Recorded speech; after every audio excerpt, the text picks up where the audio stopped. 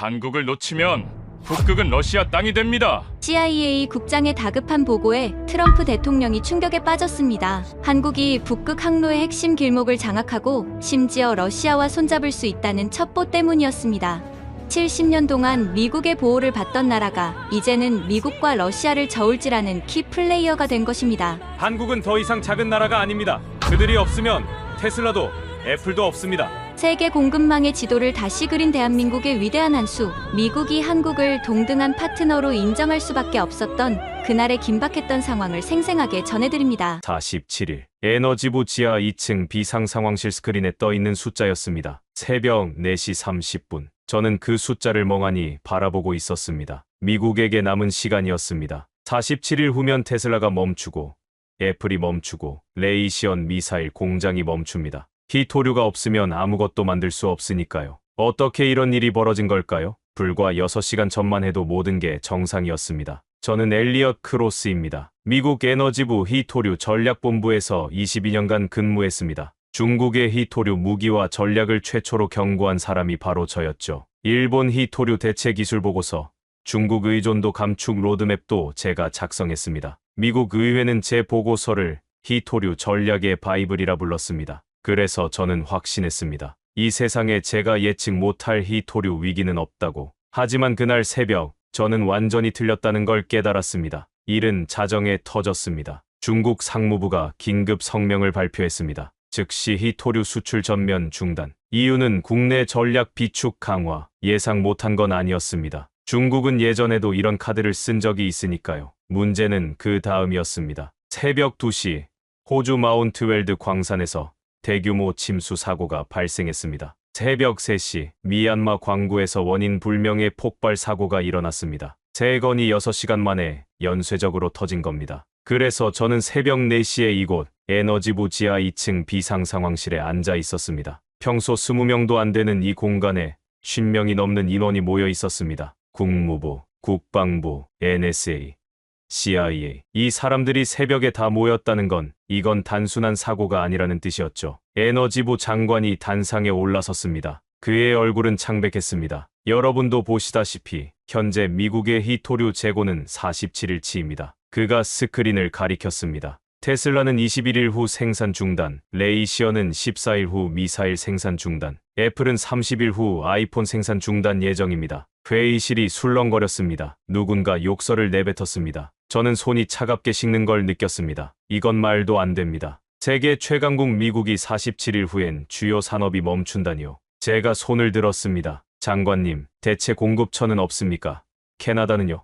브라질은요? 장관이 지친 목소리로 대답했습니다. 모두 연락했습니다. 하지만 그들의 광산은 중국 자본이 들어가 있거나 채굴 기술이 중국에 의존하고 있습니다. 지금 당장 가동할 수 있는 곳이 없습니다. 저는 아무 말도 할 수 없었습니다. 22년 경력의 전문가가 세계 최강국 미국이 히토류 하나 때문에 속수무책이라는 게 믿기지 않았습니다. 그때 뭔가 이상하다는 생각이 들었습니다. 중국이 히토류 수출을 중단한 건 이해할 수 있었어요. 하지만 호주와 미얀마 광산이 같은 날 6시간 간격으로 동시에 멈춘 건 우연치고는 너무 완벽했습니다. 마치 누군가 계획한 것처럼요. 한 가지 이상한 점이 있습니다. NSA 분석관이 말했습니다. 스크린에 위성 사진이 떴습니다. 북극해 어딘가의 바다였습니다. 푸른 바다 한가운데 거대한 해저 구조물이 희미하게 보였죠. 이게 뭡니까? 장관이 물었습니다. 정확히는 모릅니다. 하지만 한국해양수산부 소속 연구선이 6개월 전부터 이 해역에서 작업을 진행했습니다. 그 순간 회의실이 조용해졌습니다. 저는 귀를 의심했습니다. 한국이 북극에서 뭘 하고 있다는 겁니까? NSA 분석관이 계속 설명했습니다. 6개월 전부터 수상한 움직임이 포착됐습니다. 하지만 당시엔 단순 연구 활동으로 판단하고 주시 대상에서 제외했습니다. 6개월 전, 제 등에서 식은땀이 흘렀습니다. 우리가 6개월 동안이나 놓쳤다는 겁니까? 이건 심각한 정보 실패입니다. 한국이 구체적으로 뭘 했습니까? 국방부 관계자가 물었습니다. 노르웨이 해양연구소 보고서에 따르면 한국이 자율해저 채굴 시스템을 테스트한 것으로 추정됩니다. 자율해저 채굴 시스템, 그 단어가 회의실에 울려 퍼졌습니다. 저는 그게 뭔지 정확히 몰랐습니다. 하지만 직감적으로 알 수 있었습니다. 이게 중요하다는 거요. 장관이 저를 똑바로 쳐다봤습니다. 엘리엇, 당신이 한국 팀을 조사하십시오. 72시간 안에 보고서를 올리세요. 한국이 뭘 하고 있는지, 우리가 활용할 수 있는 건 없는지 모든 걸 파악하세요. 72시간, 3일. 제가 고개를 끄덕였습니다. 알겠습니다. 하지만 그 순간 저는 몰랐습니다. 72시간은 진실을 파헤치기엔 너무나 짧은 시간이라는 거요. 한국은 이미 수십 년 전부터 준비해왔으니까요. 제가 22년간 분석해온 모든 데이터가 완전히 틀린 전제에서 출발했다는 것도요. 히토류 전쟁은 광산에서 벌어지는 게 아니었습니다. 진짜 전쟁은 우리가 보지 못한 곳, 북극 해저 깊은 곳에서 이미 끝나 있었습니다. 회의가 끝났습니다. 사람들이 하나둘 빠져나갔습니다. 저는 잠시 그 자리에 앉아 생각했습니다. 한국이 뭘 준비했길래 NSA가 이렇게 긴장하는 거지? 한국은 인구 5천만의 작은 나라 아닙니까? 북극 개발 경험도 없는 나라가 어떻게? 하지만 그날 저는 몰랐습니다. 이 조사가 제 모든 인생관을 뒤바꿔 놓을 거라는 걸. 그리고 미국이 더 이상 공급망의 중심이 아니라는 걸. 세계는 이미 한국을 중심으로 재편되고 있었습니다. 저는 복도를 걸어 사무실로 향했습니다. 시계를 보니 새벽 5시 20분이었습니다. 워싱턴 DC의 새벽은 아직 어둠 속에 잠겨 있었습니다. 저는 컴퓨터를 켰습니다. 검색창에 키워드를 입력했습니다. 사우스 코리아, 아틱, 레어어스, 2025점. 엔터를 누르는 순간 제 손이 마우스 위에서 멈췄습니다. 검색 결과 첫 페이지에 뜬 제목을 보는 순간 저는 숨이 막혔습니다. 검색 결과 첫 페이지에 뜬 제목은 이랬습니다. 사우스 코리아 디플로이스 퍼스트 오토노머스 시베드 마이닝 시스템 인 로포텐 베이슨. 한국이 로포텐 해군에 세계 최초 자율해저 채굴 시스템을 배치했다는 뜻이었습니다. 작성일은 7개월 전이었습니다. 노르웨이 최대 일간지 아프텐 포스텐 기사였죠. 저는 그 제목을 3번 읽었습니다. 자율해저 채굴 시스템. 한국이 7개월 전에 이미 배치했다고요? 손이 떨렸습니다. 저는 지난해 8월 제 일정을 뒤져봤습니다. 그때 저는 뭘 하고 있었을까? 달력을 보니 그날 저는 텍사스에 있었습니다. 미국 히토류 정제 시설 시찰을 하고 있었죠. 우리가 국내 생산 확대를 외치는 동안 한국은 북극에서 세계 최초의 자율 채굴 시스템을 배치하고 있었습니다. 우리가 과거를 보고 있을 때 한국은 이미 미래를 만들고 있었던 겁니다. 저는 노르웨이 해양연구소 웹사이트에 접속했습니다. 보안 프로토콜을 뚫는데 15분이 걸렸습니다. 그리고 마침내 보고서를 찾았습니다. 178페이지짜리 PDF 파일이었죠. 제목은 이랬습니다. Unusual Deep Sea Operations in Lofoten Basin Environmental Impact Assessment. 로포텐 해군의 비정상적 심해 작업, 환경 영향 평가라는 뜻이었습니다. 작성 기관은 노르웨이안 인스티튜트 오브 마린 리서치. 작성일은 7개월 전 9월. 기밀 등급은 리스트릭티드, 제한 등급이었습니다. 왜 제한 등급일까요? 뭔가 민감한 내용이 있다는 뜻이었습니다. 저는 페이지를 넘기기 시작했습니다. 3페이지의 작업 개요가 나왔습니다. 작업 기간은 7개월 전 7월 3일부터 8월 18일까지 총 47일간이었습니다. 작업 해역은 로포텐 해군 북동쪽, 북위 69.8도, 동경 15.2도. 작업 수심은 1850m에서 2400m. 엄청난 깊이였습니다. 참여 기관 목록을 보는 순간 저는 눈을 크게 떴습니다. 한국해양수산부 극지개발구 코어디아이, 한국해양과학기술원, 한화오션 심해사업부. 이건 단순한 연구 활동이 아니었습니다. 정부 부처와 민간 기업이 총동원된 국가 프로젝트였습니다. 투입 장비 목록은 더 충격적이었습니다. 자율 드릴링 로봇 12기, 해저 전력 플랫폼 3기, 광물 회수, 드론 시스템 일시, 호선은 한국해양수산부 소속 아라온 투호. 이게 무슨 의미인지 정확히는 몰랐습니다. 하지만 규모가 어마어마하다는 건 알 수 있었습니다. 저는 계속 페이지를 넘겼습니다. 17페이지에서 손이 멈췄습니다. 환경 영향 평가 결과였습니다. 한국 팀이 사용한 채굴 방식은 전통적 드래징, 즉 준설이 아니라 정밀 레이저 절단과 진공 흡입을 결합한 방식이라고 적혀 있었습니다. 해저 퇴적물 교란을 최소화했다는 겁니다. 놀라운 건 그 다음이었습니다. 작업 구역의 해양 생태계 파괴율은 3% 미만. 기존 채굴 방식의 평균 파괴율이 45%에서 60%인 걸 생각하면 이건 혁명적인 수치였습니다. 한국은 환경을 거의 파괴하지 않고 히토류를 캐낼 수 있다는 뜻이었습니다. 저는 미국 정부 내부 데이터베이스를 검색했습니다. 한국,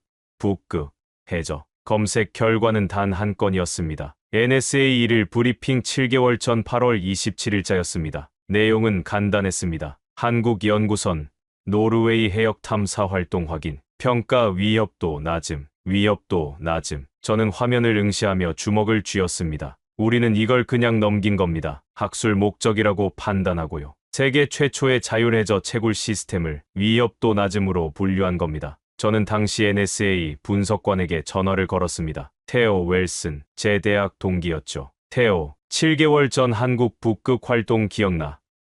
테오가 졸린 목소리로 대답했습니다. 아, 그거? 연구 활동이었잖아. 왜, 연구 활동이라고 보고서에 썼어. 그래, 한국은 작은 나라고 북극 개발 경험도 없잖아. 러시아나 중국이었으면 다르겠지만 한국이 뭘 하겠어. 전화를 끊고 저는 허탈하게 웃었습니다. 한국은 작은 나라다. 바로 그 편견 때문에 우리는 놓친 겁니다. 우리는 한국을 과소평가했고 그 대가를 지금 치르고 있었습니다. 저는 타임라인을 종이에 정리했습니다. 7개월 전 7월, 한국이 북극의 자율 채굴 시스템 배치. 7개월 전 8월, 미국 NSA가 위협도 낮음으로 분류. 7개월 전 9월, 노르웨이 보고서 작성.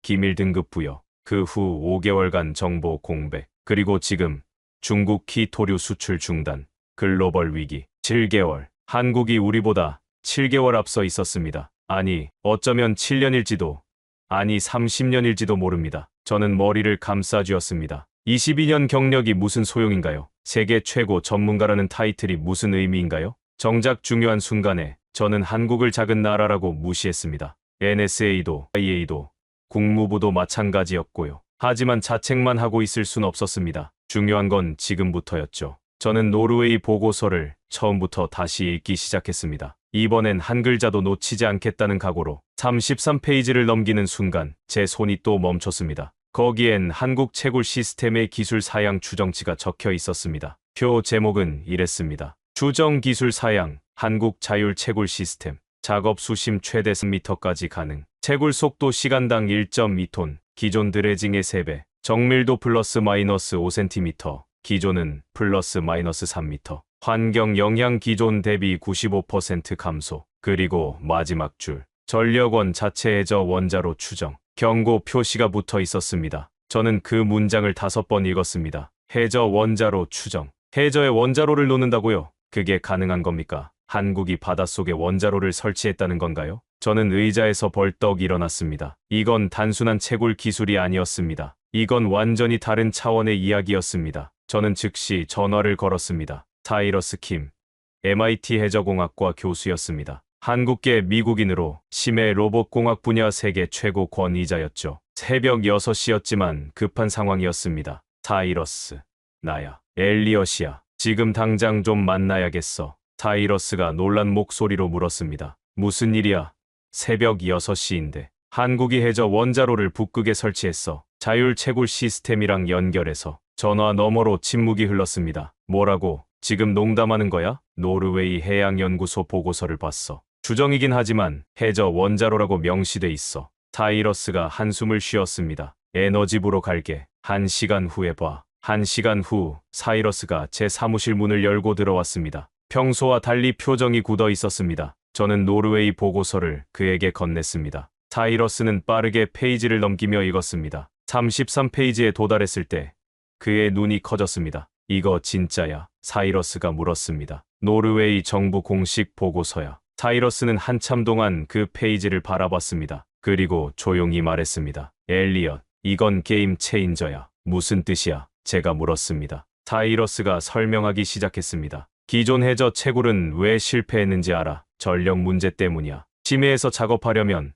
엄청난 전력이 필요해. 드릴링, 흡입, 운반, 조명, 통신까지. 그런데 그 전력을 어떻게 공급하겠어? 저는 고개를 가로저었습니다. 케이블로 끌어오지 않나? 바로 그게 문제야. 수심 2000m 케이블로 전력 전송하면 손실률이 40%가 넘어. 게다가 케이블이 해류에 끊어지거나 엉킬 위험도 있고. 그래서 대부분의 프로젝트가 실패한 거야. 그럼 한국은 어떻게 한 거야? 타이러스가 보고서를 가리켰습니다. 해저 원자로야. 작은 원자로를 바닷속에 설치해서 그 자리에서 전력을 만드는 거지. 케이블 없이 말이야. 저는 숨이 막혔습니다. 그게 가능해. 기술적으론 가능해. 러시아가 부유식 원자로를 만들었잖아. 하지만 그건 수면 위였고 이건 수심 2000m 바닷속이야. 압력, 부식, 냉각, 안전성 모든 게 다른 차원의 문제지. 그럼 한국은 그 모든 걸 해결했다는 거야? 사이러스가 고개를 끄덕였습니다. 이 보고서가 맞다면 그렇지. 그리고 더 놀라운 건 한국이 이걸 자율 시스템과 결합했다는 거야. 저는 의자에 깊숙이 앉았습니다. 자세히 설명해줘. 사이러스가 화이트보드로 걸어가서 그림을 그리기 시작했습니다. 한국 시스템은 3층 구조야. 첫 번째 층, 심해 자율 드릴링 로봇. 바닥을 정밀하게 뚫어 레이저 절단과 진공 흡입을 동시에 해서 주변 생태계를 건드리지 않고. 두 번째 층, 수소 전력 해저 플랫폼. 여기서 핵심이야. 해저 원자로가 물을 전기분해해서 수소를 만들어 그 수소로 연료 전지를 돌려서 전력을 생산하고 이 전력이 드릴링 로봇들한테 무선으로 공급되는 거지. 세 번째 층, 드론식 광물 회수망. 드릴링 로봇이 캔 광물을 자율 드론들이 모아서 수면으로 올리는 거야. 전부 자동이야. 사람이 필요 없어. 저는 화이트보드의 그림을 멍하니 바라봤습니다. 이게 진짜 작동한다고? 노르웨이 보고서에 따르면 47일 동안 성공적으로 작동했어. 환경 파괴율 3% 미만으로. 미국은 왜 이걸 못 만든 거야? 우리도 기술은 다 있잖아. 사이러스가 쓴웃음을 지었습니다. 우리도 각각의 기술은 다 있어.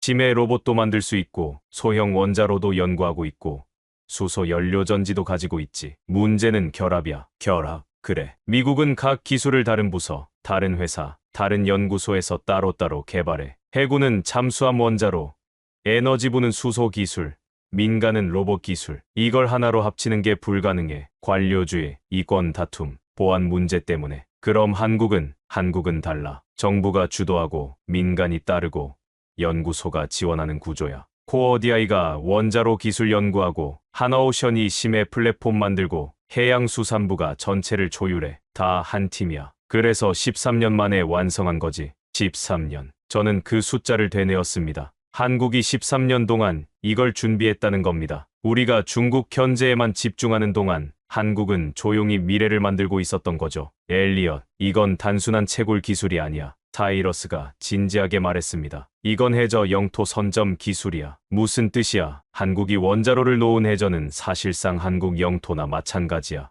그 주변 50km는 한국의 전력망에 의존하게 되거든. 다른 나라가 그 근처에서 작업하려면 한국 전력을 써야 해. 이건 군사 기지랑 같은 거지. 저는 소름이 돋았습니다. 그럼 한국은 북극 해저에 보이지 않는 기지를 만든 거네. 정확해. 그리고 이게 끝이 아니야. 한국이 로포텐 해군에 설치한 시스템은 프로토타입일 뿐이야. 이걸 대량 생산해서 전 세계 해저에 깔면 어떻게 되겠어? 상상이 안 됐습니다. 한국이 전 세계 해저를 장악한다. 사이러스, 그게 정말 가능해? 한국한테는 가능해. 왜냐하면 한국은 이미 모든 핵심 기술을 가지고 있으니까. 원자력 기술, 조선 기술, 로봇 기술, 수소 기술. 이 네 가지를 모두 세계 최고 수준으로 보유한 나라는 한국밖에 없어. 저는 창밖을 바라봤습니다. 워싱턴 DC의 해가 떠오르고 있었습니다. 하지만 저는 어둠 속에 있는 것 같았습니다. 한국이 이렇게 앞서 있다니, 미국이 이렇게 뒤처져 있다니. 엘리엇, 한 가지 더 알려줄게. 사이러스가 말했습니다. 뭔데? 중국과 일본도 비슷한 프로젝트를 진행했어. 다 실패했지.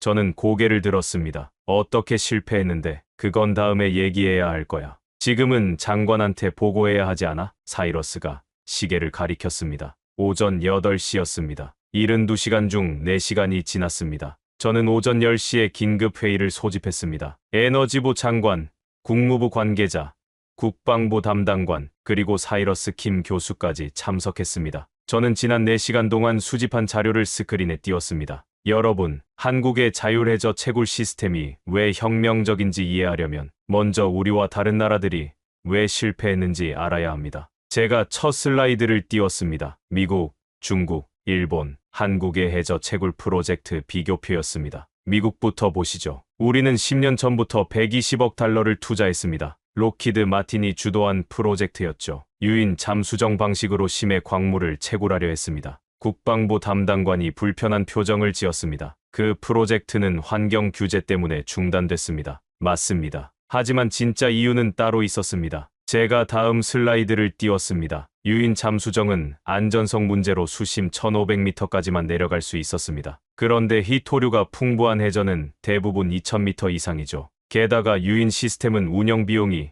시간당 $50만 달러였습니다. 경제성이 전혀 없었어요. 장관이 물었습니다. 그럼 무인 시스템으로 전환하지 그랬습니까? 시도했습니다. 하지만 전력 문제를 해결 못했어요. 케이블로 전력을 공급하면 손실률이 40%가 넘었고 해류 때문에 케이블이 자주 끊어졌습니다. 결국 6년 만에 프로젝트가 중단됐습니다. 저는 다음 슬라이드로 넘어갔습니다. 중국은 어땠을까요? 중국은 13년 전부터 80억 달러를 투자했습니다. 대형 드래징 방식이었죠. 거대한 준설선으로 바닥을 긁어내는 거였습니다. 결과는요. 국무부 관계자가 물었습니다. 효율은 20%에 불과했습니다. 왜냐하면 드래징은 진흙과 광물을 구분 못하거든요. 그냥 다 퍼올리는 거죠. 100톤을 퍼올리면 희토류는 고작 20톤, 나머지 80톤은 쓸모없는 진흙이에요. 타이러스가 보충 설명을 했습니다. 더 심각한 건 환경 파괴였습니다. 중국의 드래징은 해저 생태계를 60% 이상 파괴했어요. 국제해양법 재판소가 경고를 보냈고 결국 중국도 작업을 중단했습니다. 저는 세 번째 슬라이드를 띄웠습니다. 일본은 가장 흥미로운 케이스입니다. 일본은 16년 전부터 65억 달러를 투자했습니다. 로봇 채굴 방식이었죠. 기술적으론 가장 앞섰습니다. 그럼 왜 실패했습니까? 장관이 물었습니다. 전력 문제였습니다. 일본의 로봇은 배터리로 작동했어요. 수심 2000m까지 내려가서 2시간 작업하고 올라와서 8시간 충전. 효율이 너무 낮았죠. 하루에 고작 200kg밖에 못 했습니다. 경제성이 없었어요. 타이러스가 덧붙였습니다. 일본은 해저 케이블 방식도 시도했어요. 하지만 태풍 시즌만 되면 케이블이 끊어졌습니다. 결국 7년 만에 포기했죠. 저는 마지막 슬라이드를 띄웠습니다. 한국의 프로젝트였습니다. 한국은 13년 전부터 45억 달러를 투자했습니다. 미국이나 중국보다 훨씬 적은 돈이죠. 하지만 결과는 정반대였습니다. 회의실이 조용해졌습니다. 모두가 스크린을 응시했습니다. 저는 천천히 설명했습니다. 한국은 처음부터 다른 접근을 했습니다. 유인도 아니고 드래징도 아니고 단순 로봇도 아니었어요. 한국은 3층 자율 시스템을 만들었습니다. 첫 번째 층, 심해 자율 드릴링 로봇, 레이저 절단과 진공 흡입을 결합했습니다. 정밀도가 플러스 마이너스 5cm예요. 기존 드래징이 플러스 마이너스 3m인 걸 생각하면 이건 60배 정밀한 겁니다. 그래서 환경 파괴율이 3%밖에 안 되는 거죠. 국무부 관계자가 놀란 표정을 지었습니다. 3%요. 네. 중국이 60% 파괴할 때 한국은 3%만 파괴합니다. 환경 규제를 완벽하게 통과하는 거죠. 저는 계속했습니다. 두 번째 층, 수소 전력 해저 플랫폼. 이게 핵심입니다. 소형 원자로를 해저에 설치해서 무한 전력을 공급하는 겁니다. 케이블도 필요 없고 배터리 충전도 필요 없어요. 드문의 시간 연속 작업이 가능합니다. 세 번째 층, 드론식 광물 회수망. 자율 드론들이 캔 광물을 모아서 수면으로 올립니다. 전부 자동이에요. 사람이 필요 없습니다. 운영 비용이 미국 방식의 10분의 1밖에 안 됩니다. 장관이 앞으로 몸을 기울였습니다. 채굴 속도는요. 시간당 1.2톤입니다. 기존 드래징의 3배고 일본 로봇의 15배입니다. 하루에 1톤을 캘 수 있어요. 그것도 환경 파괴 거의 없이. 회의실이 술렁거렸습니다. 누군가 휘파람을 불었습니다. 국방부 담당관이 물었습니다. 비용은요? 시간당 운영 비용이 8만 달러입니다. 미국 방식이 50만 달러인 걸 생각하면 6분의 1이에요. 그런데 효율은 15배 높습니다. 저는 비교표를 띄웠습니다. 미국 6년 120억 달러 투자, 결과 실패. 중국 10년 80억 달러 투자, 결과 실패. 일본 13년 65억 달러 투자, 결과 실패. 한국 13년 45억 달러 투자, 결과 성공. 숫자가 모든 걸 말해줬습니다. 왜 한국만 성공한 겁니까? 장관이 물었습니다. 타이러스가 대답했습니다. 한국은 4가지 핵심 기술을 모두 가지고 있었습니다. 첫째, 원자력 기술. 한국은 현재 26기의 원자로를 운영하고 있고 소형 모듈 원자로 기술이 세계 최고 수준입니다. 둘째, 조선 기술. 한국은 세계 조선 시장 점유율 1위입니다. 심해 플랫폼 건조 경험이 풍부하죠. 셋째, 로봇 기술. 한국은 산업용 로봇 밀도가 세계 1위고 자율 시스템 개발 능력이 뛰어납니다. 넷째, 수소 기술. 한국은 세계 유일하게 수소 연료 전지 잠수함을 실전 배치한 나라입니다. 수소 전력 시스템에 대한 노하우가 축적돼 있어요. 저는 마지막 슬라이드를 띄웠습니다. 미국도 이 기술들을 각각 가지고 있습니다. 하지만 우리는 합치지 못했어요. 관료주의, 부서 이기주의, 민간과 정부의 단절 때문에.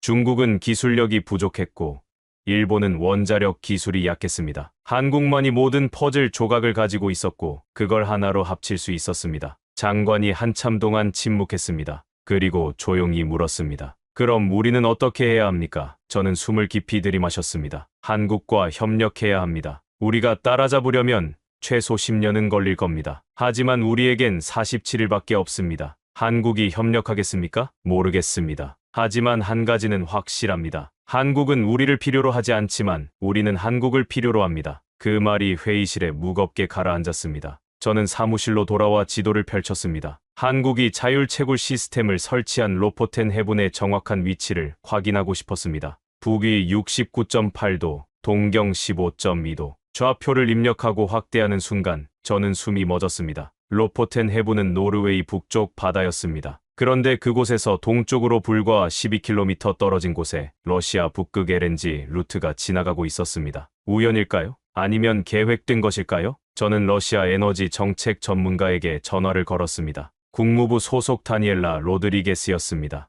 다니엘라, 러시아가 최근 북극 개발 관련해서 특이한 움직임 보인 거 없어? 다니엘라가 잠시 생각하더니 대답했습니다.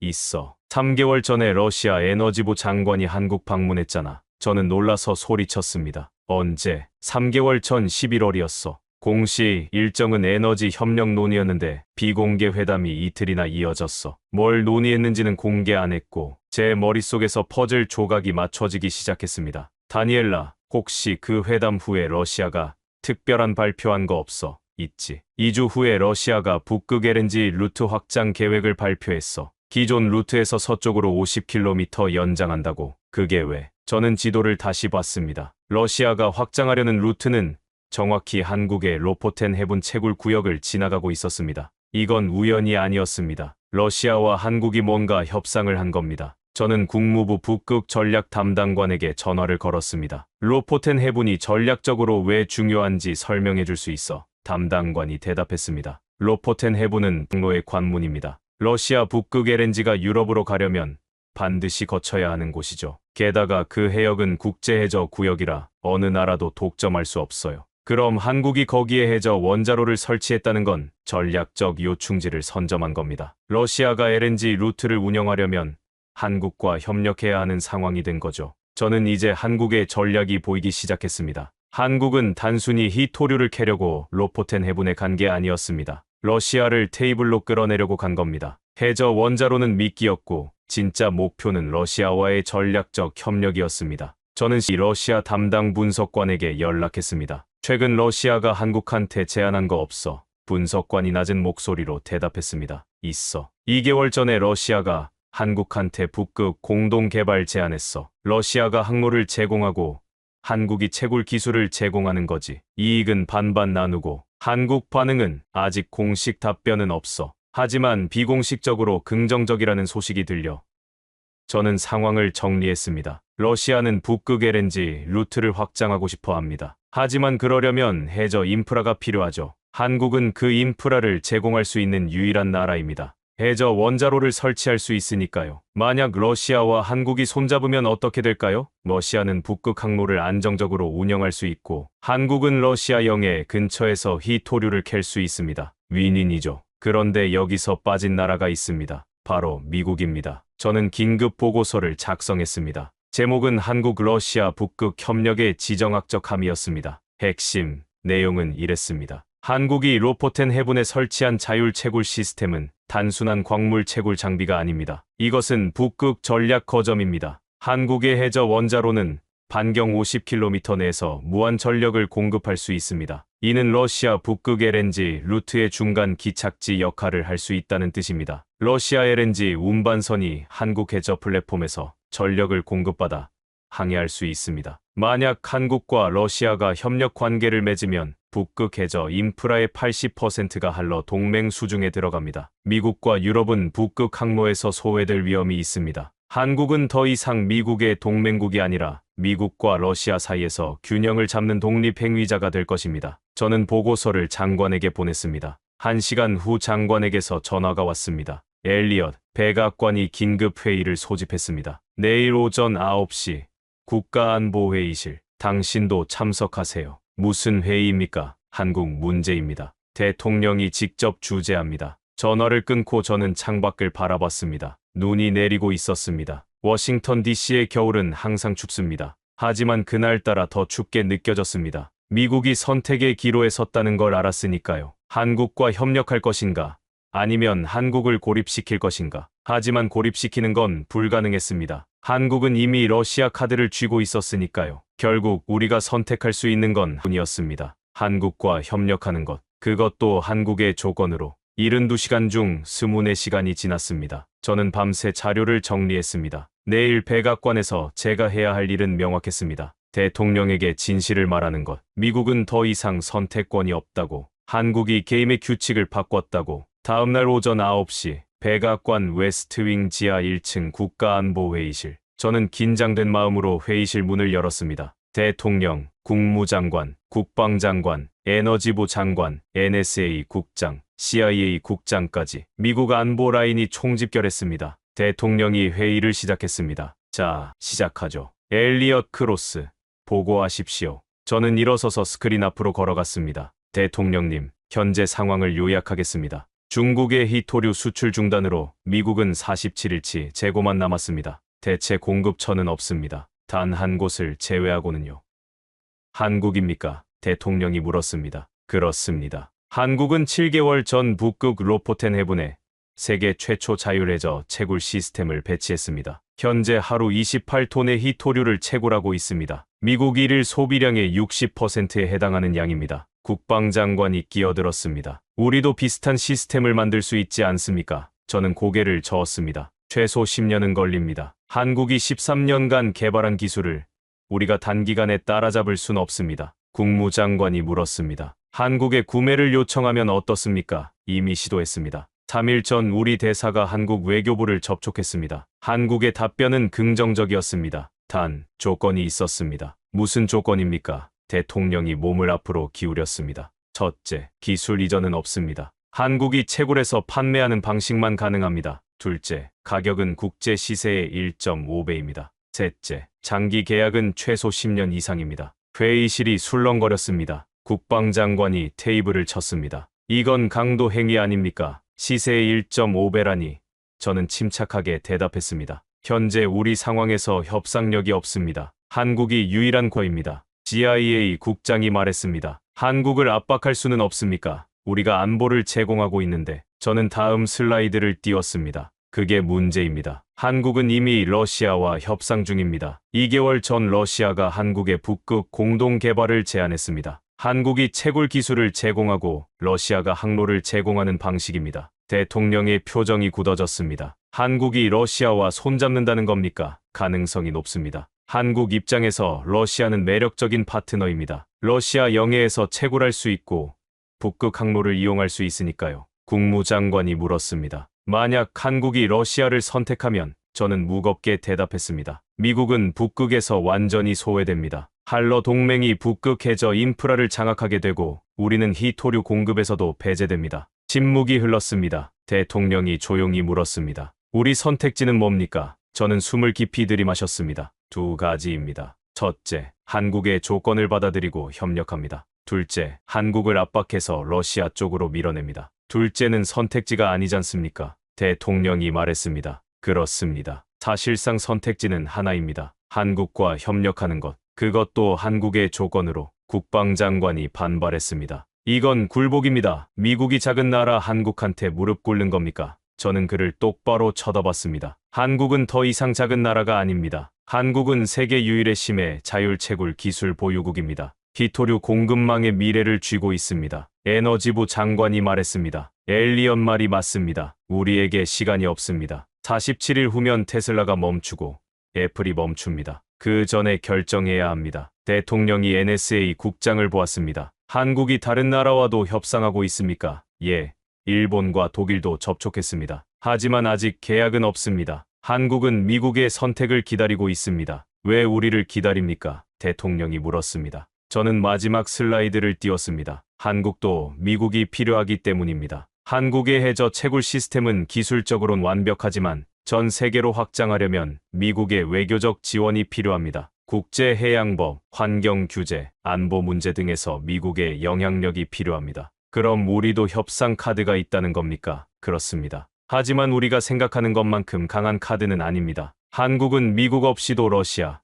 중국과 협력할 수 있으니까요. 대통령이 한참 동안 생각하더니 입을 열었습니다. 좋습니다. 한국과 협력합시다. 조건을 형하십시오. 가격은 시세의 1.3배까지 받아들이겠습니다. 계약 기간은 5년으로 시작해서 연장 옵션을 넣으십시오. 그리고 기술 협력 조항을 반드시 포함시키십시오. 국방장관이 반대했습니다. 대통령님, 이건 너무 급합니다. 더 신중하게. 대통령이 손을 들어 말을 막았습니다. 우리에게 신중할 시간이 없습니다. 47일밖에 안 남았어요. 결정합시다. 한국과 협력하는 겁니다. 회의가 끝났습니다. 사람들이 하나둘 나갔습니다. 저는 잠시 그 자리에 서 있었습니다. 방금 무슨 일이 벌어진 건지 실감이 나지 않았습니다. 미국 대통령이 한국의 조건을 받아들이기로 결정한 겁니다. 70년 동맹 역사상 처음 있는 일이었습니다. 복도를 걸어 나오는데 국무장관이 저를 불렀습니다. 엘리엇, 한국 대사관에 연락하십시오. 오늘 안으로 협상을 시작하고 싶다고 전하세요. 알겠습니다. 저는 고개를 끄덕였습니다. 차를 타고 에너지부로 돌아가면서 생각했습니다. 세상이 바뀌고 있습니다. 70년 동안 미국이 한국을 보호했습니다. 한국은 미국 우산 아래서 성장했죠. 하지만 이젠 달라졌습니다. 한국은 더 이상 보호받는 나라가 아니었습니다. 한국은 미국이 필요로 하는 파트너가 됐습니다. 72시간 중 48시간이 지났습니다. 이제 24시간 남았습니다. 한국 대사관에서 답변이 왔습니다. 협상 테이블에 앉을 용의가 있다는 내용이었습니다. 하지만 조건이 하나 있었습니다. 협상은 비공개로 진행되어야 하고 최종 합의 전까지 언론에 일체 공개하지 않는다는 것이었죠. 저는 국무부 회의실에 앉아 있었습니다. 미국 협상팀은 국무부 차관, 에너지부 차관, 국방부 조달청장, 그리고 저였습니다. 한국 협상팀은 주미 한국 대사, 해양수산부 극지개발국장 강태웅, 그리고 코어디아이 수석연구원 박현서였습니다. 한국 대사가 먼저 입을 열었습니다. 시간이 많지 않으니 바로 본론으로 들어가겠습니다. 미국이 원하는 건 희토류 안정 공급이고 한국이 원하는 건 장기 파트너십입니다. 이 두 가지를 어떻게 조화시킬지가 관건입니다. 국무부 차관이 대답했습니다. 한국의 조건을 다시 확인하고 싶습니다. 시세의 1.5배, 10년 계약, 기술 이전 불가. 맞습니까? 맞습니다. 하지만 여기에 한 가지 조건을 더 추가하고 싶습니다. 강태웅 국장이 말했습니다. 무엇입니까? 한국이 북극 이외 지역에서 채굴 시스템을 확장할 때 미국이 외교적으로 지원해 주셔야 합니다. 특히 남극과 태평양 해역에서요. 국방부 조달청장이 끼어들었습니다. 그건 한국이 전 세계 해저를 장악하겠다는 뜻 아닙니까? 강태웅 국장이 차분하게 대답했습니다. 장악이 아니라 개발입니다. 한국은 환경 파괴율 3%로 희토류를 캘 수 있습니다. 이건 인류에게 이익입니다. 미국도 그렇게 생각하지 않으십니까? 저는 그의 논리에 감탄했습니다. 환경 보호를 앞세워 확장을 정당화하는 전략이었죠. 반박하기 어려운 논리였습니다. 국무부 차관이 잠시 생각하더니 말했습니다.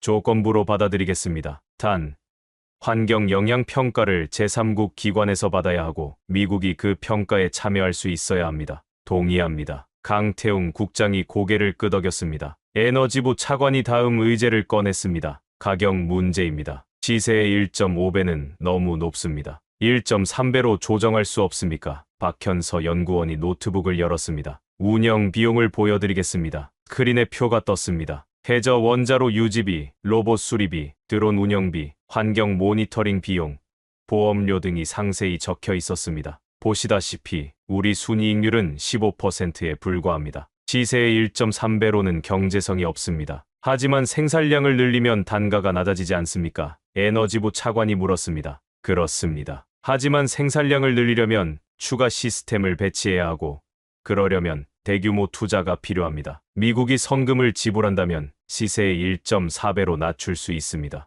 국무부 차관과 에너지부 차관이 눈을 마주쳤습니다. 잠시 후 국무부 차관이 말했습니다. 성금 규모는 얼마입니까? 20억 달러입니다. 이 돈으로 로포텐 해븐에 추가 시스템 3세트를 배치하겠습니다. 그러면 생산량이 현재의 4배로 늘어나고 미국 수요를 100% 충족할 수 있습니다. 회의실이 조용해졌습니다. 20억 달러는 적은 돈이 아니었습니다. 하지만 미국의 산업을 멈추지 않게 하는 비용이라고 생각하면 싼 편이었죠. 국방부 조달청장이 반대했습니다. 20억 달러를 성금으로 준다. 한국이 그 돈을 받고 시스템을 배치 안 하면 어떻게 합니까? 강태웅 국장이 침착하게 대답했습니다. 계약서에 마일스톤을 명시하겠습니다. 6개월마다 진행 상황을 보고하고 목표 미달 시 성금을 반환하는 조항을 넣겠습니다. 저는 한국 협상팀의 준비성에 놀랐습니다. 모든 반론에 대한 답변이 준비돼 있었습니다. 이들은 이 협상을 몇 달 전부터 준비한 게 분명했습니다. 국무부 차관이 최종 확인을 했습니다. 정리하겠습니다. 미국은 20억 달러 성금을 지불하고 한국은 시세의 1.4배의 히토류를 10년간 공급한다. 한국이 해외 확장할 때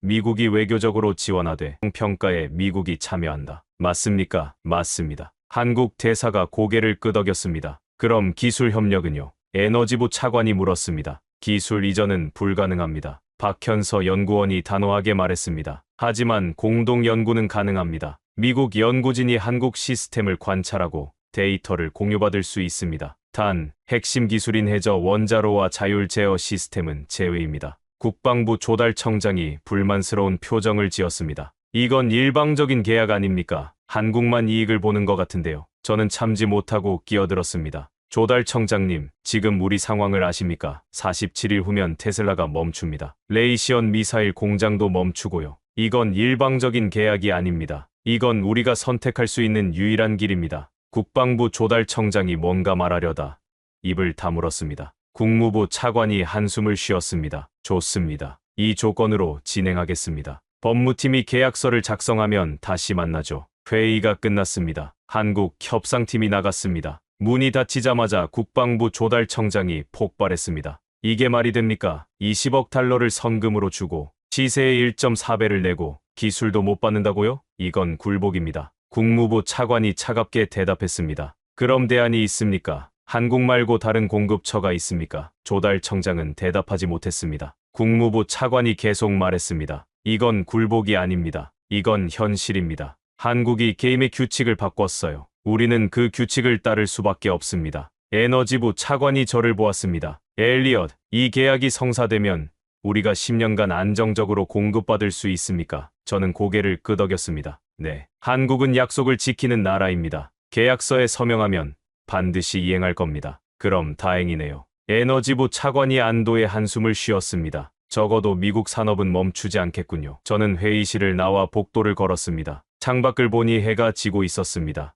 72시간 중 60시간이 지났습니다. 이제 12시간 남았습니다. 내일 아침이면 계약서가 나올 겁니다. 그리고 미국과 한국의 관계는 영원히 바뀔 것입니다. 저는 사무실로 돌아가 마지막 보고서를 작성하기 시작했습니다. 제목은 한미 히토류 협력 협정의 장기 영향 분석이었습니다. 이 계약은 단순한 광물 거래가 아니었습니다. 이건 권력 이동의 신호탄이었습니다. 70년 동안 미국이 한국을 보호했지만 이젠 한국이 미국의 산업을 지탱하게 된 겁니다. 밤 11시 국무부에서 전화가 왔습니다. 엘리엇, 계약서 초안이 나왔습니다. 내일 오전 10시에 최종 회의가 있을 겁니다. 준비하세요. 알겠습니다. 저는 전화를 끊고 의자에 기댔습니다. 70년 동맹의 무게 중심이 이동하고 있었습니다. 다음 날 오전 10시 국무부 회의실에서 최종 회의가 열렸습니다. 양측 법무팀이 계약서를 검토하고 몇 가지 문구를 수정했습니다. 오후 2시 드디어 서명식이 거행됐습니다. 미국 국무장관과 한국 대사가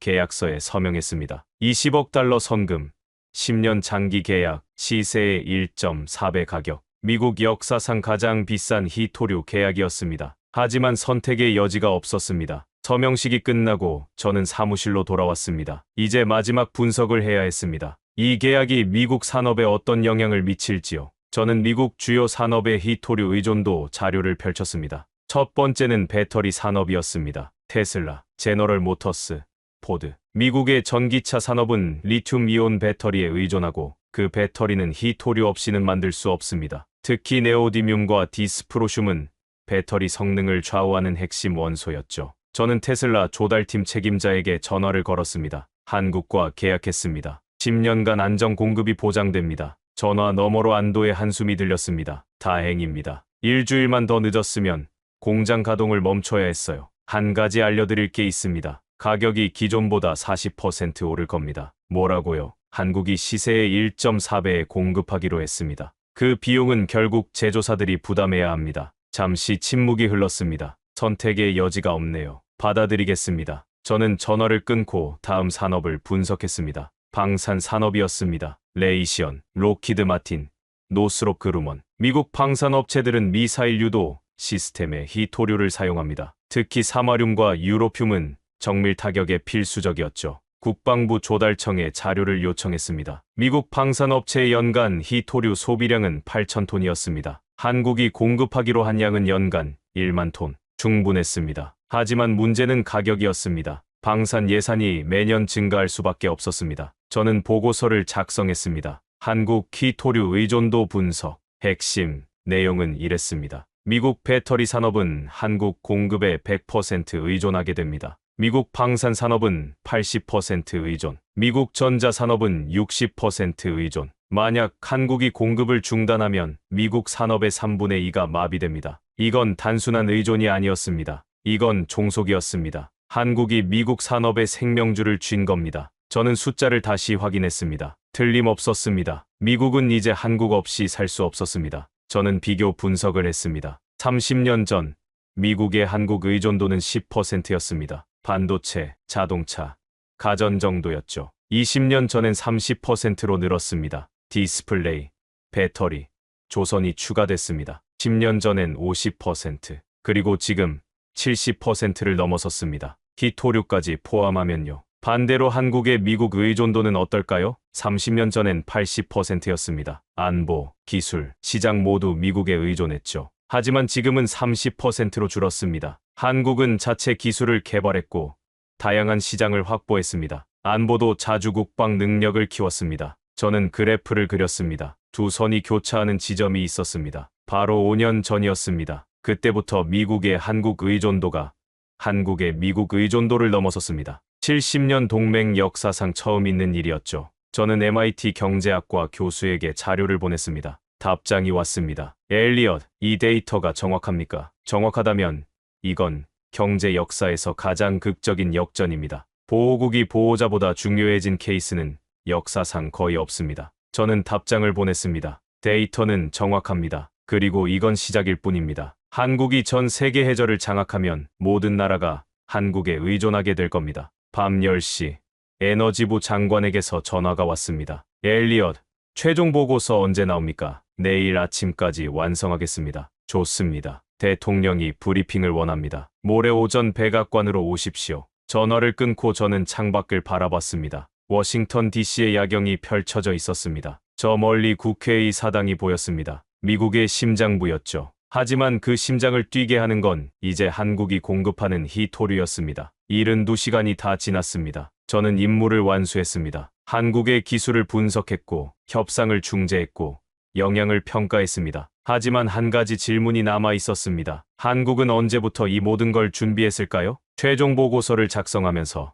저는 한국의 역사를 뒤져봤습니다. 한국이 해저 자원에 관심을 가진 건 언제부터였을까요? 자료를 찾기 시작했습니다. 그리고 30년 전 기록을 발견했습니다. 30년 전 한국 정부가 심해저 광물자원 개발 기본계획을 발표했습니다. 당시 한국은 경제 위기를 겪고 있었고 자원 빈국이라는 한계를 절감하고 있었죠. 그래서 정부가 결정을 내렸습니다. 바다에서 답을 찾자고. 첫 10년은 준비 기간이었습니다. 한국은 국제해저 기구에 가입하고 태평양 공해상의 탐사권을 확보했습니다. 심해 탐사선을 건조하고 연구 인력을 양성했죠. 하지만 당시엔 기술이 없었습니다. 그저 가능성만 보고 투자한 겁니다. 두 번째 10년은 기술 개발 기간이었습니다. 한국은 독일에서 잠수함 기술을 배워왔습니다. 일본에서 로봇 기술을 연구했습니다. 그리고 자체적으로 수소 연료전지를 개발했죠. 세계 최초로 수소 연료전지 잠수함을 만든 게 이때였습니다. 세 번째 10년은 통합 기간이었습니다. 한국은 원자력 기술, 조선 기술, 로봇 기술,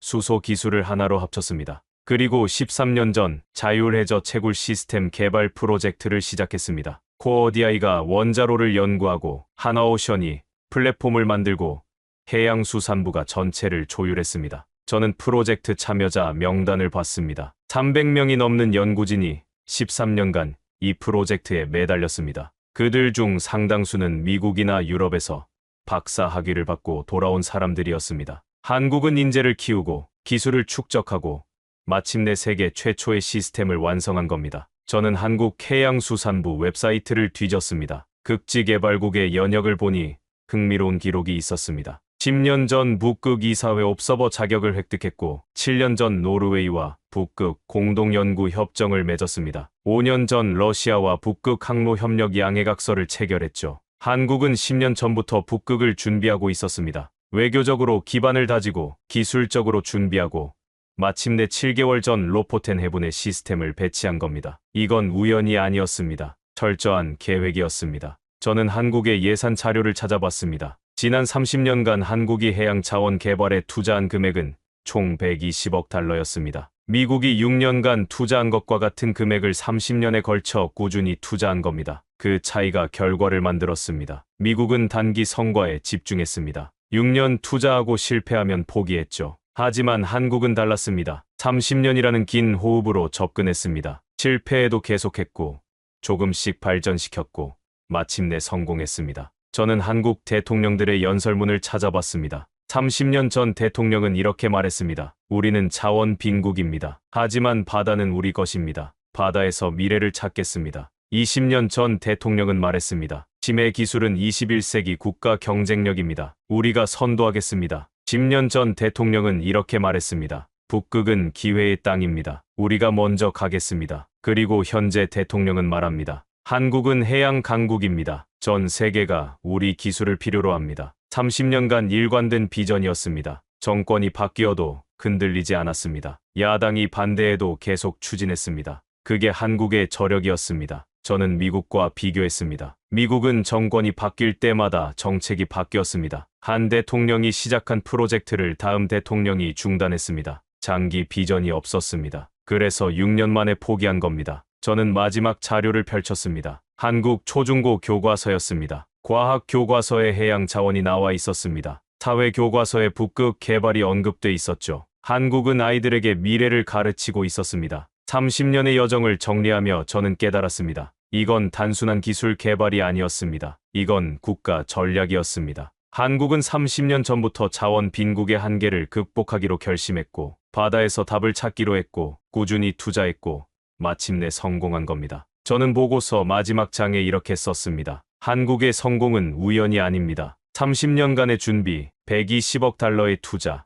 300명의 연구진, 일관된 국가 비전이 만든 결과입니다. 미국이 이를 따라잡으려면 같은 시간, 같은 투자, 같은 인내가 필요합니다. 하지만 우리에겐 그럴 시간이 없습니다. 모레 오전, 백악관 오벌 오피스. 저는 대통령 앞에서 최종 보고를 했습니다. 대통령님, 한국과의 계약은 성공적으로 체결됐습니다. 10년간 안정적인 희토류 공급이 보장됩니다. 대통령이 물었습니다. 이 계약의 장기적 함의는 무엇입니까? 저는 준비한 자료를 펼쳤습니다. 대통령님, 이 계약은 단순한 광물 거래가 아닙니다. 이건 세계 공급망 중심의 이동을 의미합니다. 스크린에 세계 지도가 떴습니다. 지난 50년간 희토류 공급망의 중심은 중국이었습니다. 전 세계 생산의 80%를 중국이 차지했죠. 모든 나라가 중국에 의존했습니다. 하지만 이제 바뀝니다. 지도에 한국이 강조됐습니다. 한국이 새로운 중심이 됩니다. 한국의 해저 채굴 시스템은 중국 광산보다 효율이 3배 높고 환경 파괴는 20분의 1입니다. 게다가 한국은 북극, 태평양, 남극까지 확장할 계획입니다. 그럼 중국은요? 중국은 육상 광산에 묶여 있습니다. 해저 기술이 없으니까요. 10년 후면 한국이 전 세계 희토류 공급의 50%를 차지할 겁니다. 중국은 10%로 줄어들고요. 대통령이 앞으로 몸을 기울였습니다. 미국의 위치는요. 미국은 한국의 최우선 고객입니다. 하지만 독점 고객은 아닙니다. 한국은 일본, 독일, 프랑스와도 협상 중입니다. 한국이 공급을 결정하는 겁니다. 그럼 우리가 한국에 의존하게 된다는 겁니까? 이미 의존하고 있습니다. 반도체, 배터리, 디스플레이, 조선, 그리고 이제 희토류까지. 한국 없이는 미국 산업이 돌아가지 않습니다. 침묵이 흘렀습니다. 대통령이 조용히 물었습니다. 70년 동맹이 바뀌고 있다는 뜻입니까? 그렇습니다. 70년 동안 미국이 한국을 보호했습니다. 하지만 이제 한국이 미국을 지탱합니다. 관계의 무게 중심이 이동한 겁니다. 국무장관이 끼어들었습니다. 한국이 이 힘을 남용할 가능성은요. 저는 고개를 저었습니다. 낮습니다. 한국도 미국이 필요합니다. 외교적 지원, 안보 협력, 시장 접근 등에서요. 한국은 미국과의 관계를 원합니다. 단, 동등한 파트너로서요. 동등한 파트너? 예. 더 이상 보호받는 나라가 아니라 함께 세계를 이끄는 파트너. 그게 한국이 원하는 겁니다. 대통령이 한참 생각하더니 말했습니다. 알겠습니다. 한국을 동등한 파트너로 대하겠습니다. 그게 현실이니까요. 회의가 끝났습니다. 저는 백악관을 나와 차에 올랐습니다. 운전하며 생각했습니다. 역사의 전환점을 목격한 겁니다. 70년 동맹의 무게 중심이 이동하는 순간으로 한국은 더 이상 광물 수입국이 아니었습니다. 한국은 세계 공급망의 출발점이 됐습니다. 전 세계가 한국에 줄서기 시작했습니다. 희토류를 사기 위해서가 아니라 한국과 협력하기 위해서요. 저는 3일간의 여정을 되돌아봤습니다. 새벽 4시 긴급 소집, 노르웨이 보고서 발견, MIT 교수와의 대화, 국제 비교 분석, 러시아 협력 파악, 백악관 회의, 협상 타결, 영향 분석, 역사 연구, 그리고 최종 보고. 72시간 동안 저는 한국의 저력을 목격했습니다. 30년 준비, 철저한 계획, 세계 최고 기술, 전략적 외교, 모든 퍼즐이 완벽하게 맞아떨어진 겁니다. 저는 이제 확신했습니다. 21세기는 한국의 세기가 될 거라고. 적어도 해양 자원 분야에선요. 한국은 30년 전부터 준비했습니다. 아무도 주목하지 않을 때 바다에서 답을 찾기 시작했죠. 꾸준히 투자하고 기술을 개발하고 외교 기반을 다졌습니다. 그리고 마침내 세계 최초로 자율해저 채굴 시스템을 완성했습니다. 미국도, 중국도, 일본도 실패한 기술을 한국만이 성공시켰습니다. 그 비결은 간단했습니다. 장기 비전, 일관된 투자, 기술 통합 능력. 한국은 원자력, 조선, 로봇, 수소 기술을 하나로 합쳤고 그 결과 세계를 바꿨습니다. 이제 한국은 더 이상 자원 빈국이 아닙니다. 한국은 세계 공급망의 중심입니다. 전 세계가 한국에 줄 섭니다. 미국도, 러시아도, 유럽도 한국의 기술을 필요로 합니다.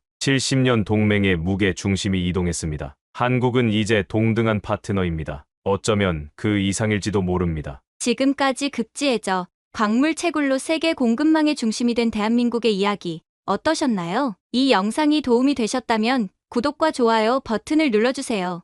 대한민국의 기술력을 전 세계에 알리기 위해 이 영상을 공유해주세요. 우리가 얼마나 대단한 나라인지 함께 자랑합시다. 댓글에 대한민국 최고라고 남겨주시고 어디서 보고 계신지도 알려주세요. 여러분의 응원이 대한민국을 더 강하게 만듭니다. 감사합니다.